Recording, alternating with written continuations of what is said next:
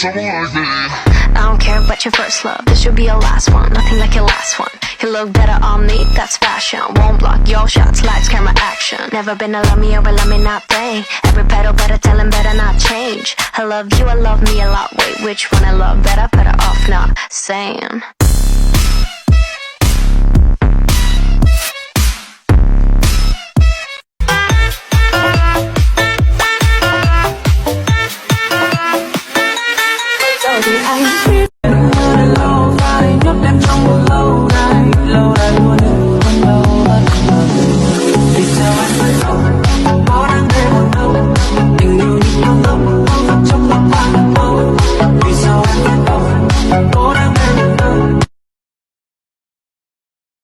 Stack it up and I'm spinning it all.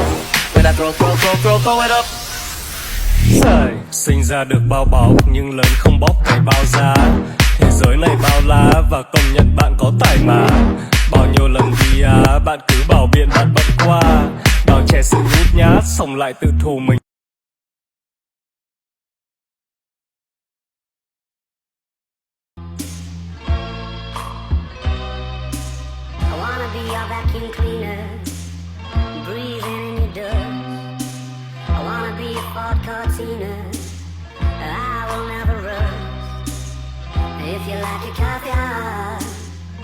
Trời mưa bong bóng phập phồng, hôn anh một cái, mặn nồng được không?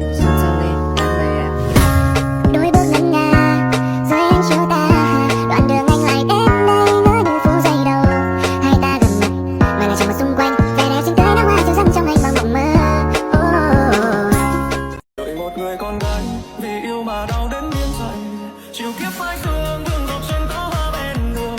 Lo buồn bỏ sang đây, anh sẽ không lại hạnh phúc ai.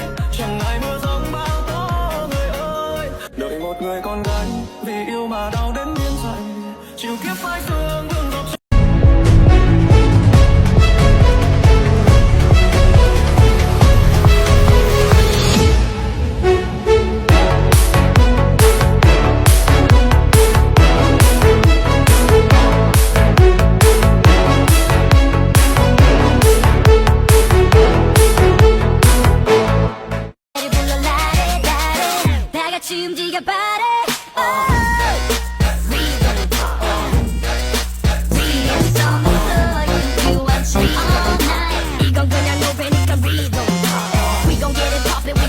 ai mà fan Blackpink nhìn cái đầm này thấy quen quen không? Cái đầm này là giống như một cái đầm mà Rose đã từng mặc nè.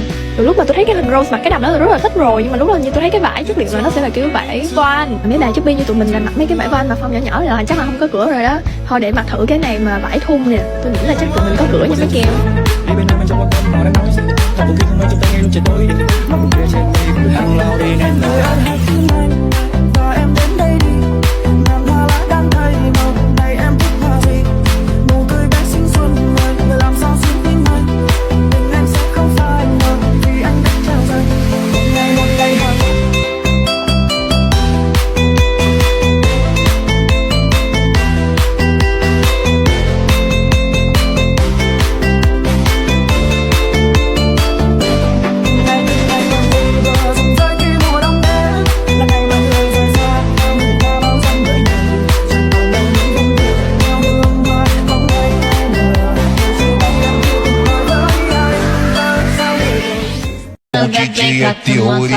Love my ass and my abs in the video for promiscuous. My style is ridiculous.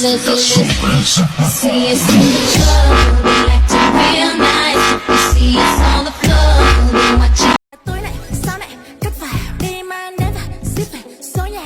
Mi em có một bé chị muốn được mâm, em ơi ôm thôi, nhanh nhanh tôi 100 em. Em buồn thiêu, em muốn được chiều, trai nào làm em nhớ và muốn thấy một chút tình yêu. Bao nhiêu người trong ngóng nhưng em vẫn cứ thấy quạnh.